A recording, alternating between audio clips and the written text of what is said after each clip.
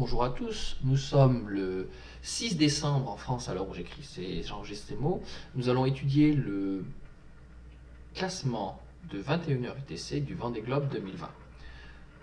Et d'abord, commencer par l'analyse un petit peu de ce qui s'est passé sur les 24 dernières heures sur les différents groupes. Sur le groupe de tête, qu'on va zoomer un petit peu, on peut voir que la moitié du groupe est passé la bosse de la zone d'exclusion qui a été modifiée il y a une dizaine de jours maintenant, peut-être 7 jours. Et la plus grosse nouvelle, je dirais, c'est le retard de Bureau Vallée 2 sur Apivia, qui est passé maintenant en 3e position. Notre routage d'hier montrait qu'a priori, Bureau Vallée 2, avec cette option sud et passant au ras de la zone d'exclusion des glaces, grappillerait quelques milles sur Apivia. Et c'est pas du tout ça qui s'est passé. Alors, la raison pour laquelle ça ne s'est pas passé, c'est sa moyenne sur les 24 heures, qui est seulement de 10 nœuds. En regardant, en précisant, sur les différents classements dans le passé, sur les 24 dernières heures, il s'avère que le Bureau Vallée 2, Louis Burton, a eu quelques soucis probablement, qui ont l'air d'être passés parce que maintenant sa moyenne est à peu près similaire à celle du groupe, mais il a beaucoup ralenti pendant pas mal d'heures et il est perdu une place. C'est aussi le risque, en tout cas c'est le risque que tout le monde encourt, ça c'est sûr, ils ont tous des problèmes tous les jours. Il est passé dans des zones très mal pavées avec énormément de vent et une mer atroce. C'est lui qui a eu la plus mauvaise mer et c'est la mer aujourd'hui qui dans ce groupe-là ralentit le groupe. Les moyennes sont assez faibles en fait vu le vent.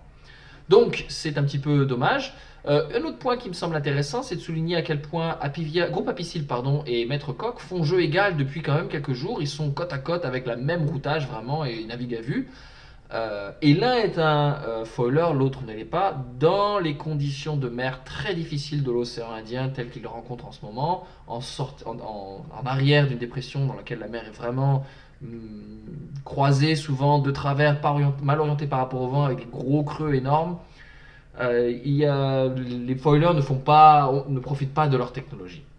Ils ne peuvent pas vraiment voler, ils sont limités par les chocs énormes faits contre la mer, et donc on peut voir que les non-foilers font jeu égal avec les foilers.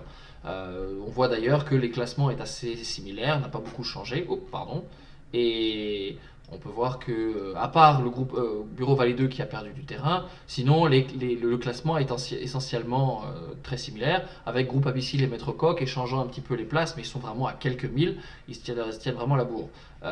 Yes Wickham a décroché un tout petit peu, a perdu un peu de terrain dans les dernières 24 heures, mais de manière générale, la situation est assez stable. Ils sont tous à descendre vers le sud.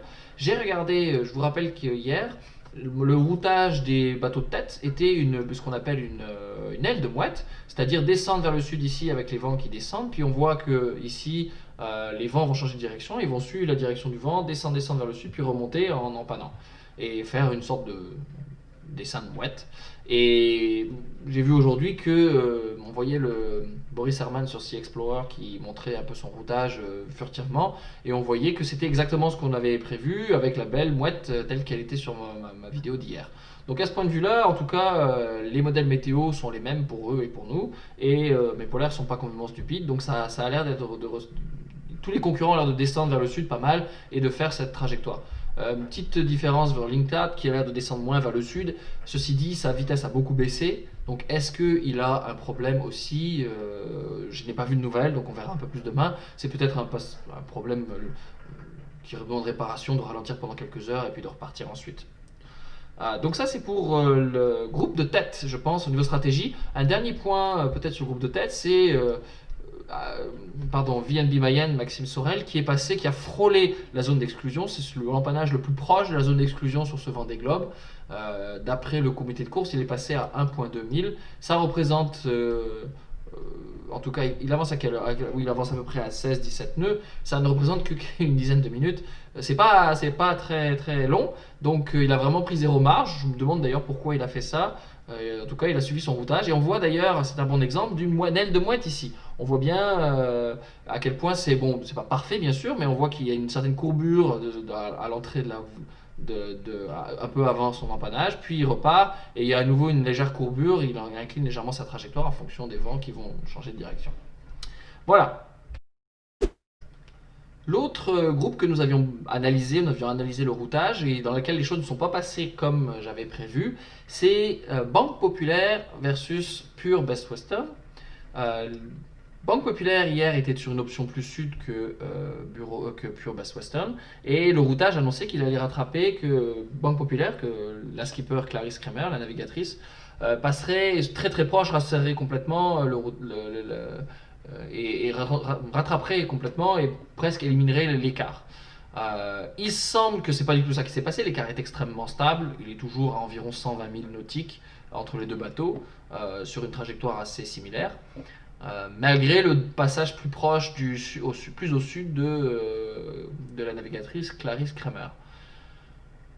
J'ai regardé, elle a mis une mise à jour d'une vidéo sur le site de Banque Populaire et elle expliquait que le vent était assez instable et en force et en direction, mais surtout en force, ce qui la gêne beaucoup, parce qu'il se situe sur la frontière entre l'arrière de la traîne de dépression et l'anticyclone ici, dans laquelle le régime de vent est assez différent. Et, et donc je pense qu'elle a un petit peu plus de mal que prévu à maintenir une haute vitesse dans cette zone-là.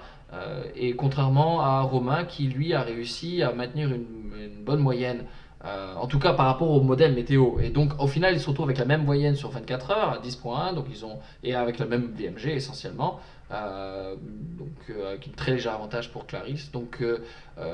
Maintenant dans l'heure qui vient, en ce moment même, en tout cas sur le classement de 21h UTC, Banque Populaire a fait une moyenne un petit peu meilleure. C'est à voir si ça va se soutenir. Romain est un peu plus proche de la bulle anticyclonique, donc ses vents sont en ce moment un peu moins stables.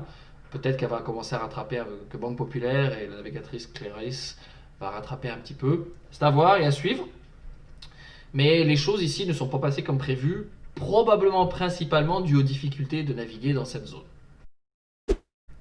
Pour le groupe, maintenant presque 2 groupes de bateaux qui sont au milieu, nous avons vraiment comme prévu un groupe de 4 bateaux qui sont vraiment ensemble, avec un petit décrochement pour la Micaline qui a eu un petit peu plus de mal, qui a pris une option un peu plus nord et est au départ, il y a quelques jours, lorsque l'Occitane avait choisi de descendre vers le sud pour prendre la dépression plus longtemps et accélérer. Et donc l'Occitane a vraiment un pari et se retrouve vraiment dans ce groupe de 3 bateaux, avec la Micaline quand même dans le même système de météo, avec des moyennes un petit peu plus faibles, peut-être dû au fait que ça peut être dû au skipper ou ça peut être dû à une légère différence de bateau, c'est difficile de savoir à ce moment-là.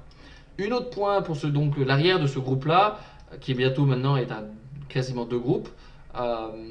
C'était notre routage hier dans une deuxième vidéo de Medallia par Pipha versus One Planet Ocean par la navigatrice Didac Costa. Pour le moment, les choses se passent exactement comme prévu. L'écart a continué à augmenter, peut-être un peu plus que ce que j'avais prévu. Il est de 150 000 maintenant entre les deux bateaux. Par contre, la dépression ici a commencé à se faire sentir par Medallia, qui avance à 11 nœuds alors que One Planet One Ocean avance à moins de 5 nœuds, donc il y a un différentiel de vitesse de 6 nœuds. Alors l'écart de 150 000 va prendre 25 heures ou 26 heures à rattraper si jamais les conditions étaient les mêmes. Donc ça va prendre du temps à rattraper. Est-ce que Medallia va réussir à rattraper complètement son retard, comme notre routage le montrait hier? C'est pas encore dit, mais la situation est vraiment comme prévu et a priori, dans les 12 prochaines heures, en théorie, Medallia va faire de grands pas en avant et rattraper beaucoup son adversaire, son concurrent le plus proche. Et ça fait plaisir à voir. Enfin, pour la situation qui est en queue de peloton, nous avons Charal qui a marché un petit peu mieux que mon routage prévu. Par contre, il va se retrouver très bientôt dans une zone de faible vent.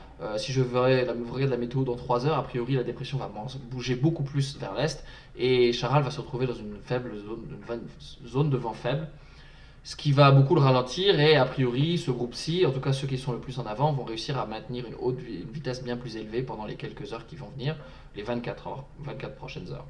Donc pour le moment à ce niveau-là, comme il y a 2 jours j'avais prévu que Charal ne prendrait pas le train et se retrouvait décroché de ce groupe-là, et va mettre beaucoup de temps. La prochaine fenêtre d'ouverture pour rattraper ce groupe est a priori dans 5-6 jours maintenant, donc ça va faire mal à Jérémy Bayou.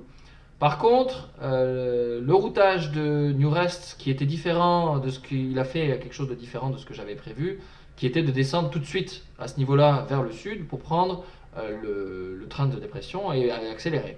Il l'a fait, mais beaucoup plus tard que prévu. Je pense que ça lui coûte encore plus cher que ce qu'il aurait pu avoir.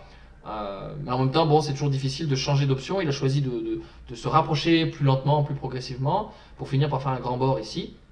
Il est aujourd'hui encore un petit peu plus lent que TSE for My Planet, de 1 nœud, ce qui n'est pas beaucoup.